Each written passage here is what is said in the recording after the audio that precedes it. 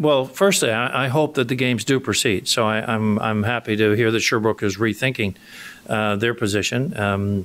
They put in a bid that appeared to be more realistic. I don't know where the numbers are at this point in that discussion, but that's good. So I'm glad that they are proceeding in that sense.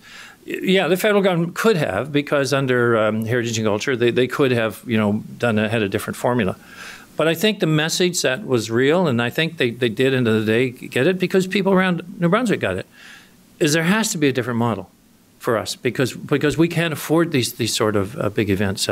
And so that part was, I think, understood, and it's good. If the games are going to proceed, I think that's great. We need a system that works better, so that we can have the assurance of having the games, but we can have the assurance of the dollars that are being spent, and the capability to put them on in a meaningful way. Like, we shouldn't have invent this every time with a whole bunch of people that never put on a game in their life.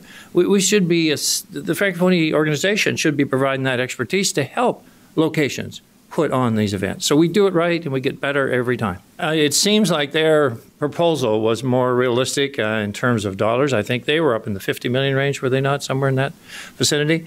So I would just, have a good hard look at it, because it seems like, games of all kinds usually run over significantly.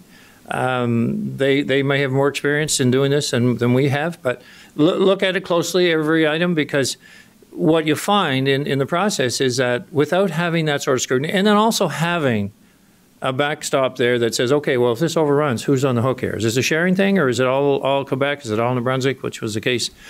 So you end up with people potentially putting a low bid in, thinking, oh, well, we'll get the games, and then they'll have to cover the costs, whatever they are. So Quebec should look at that pretty closely, that they know the numbers.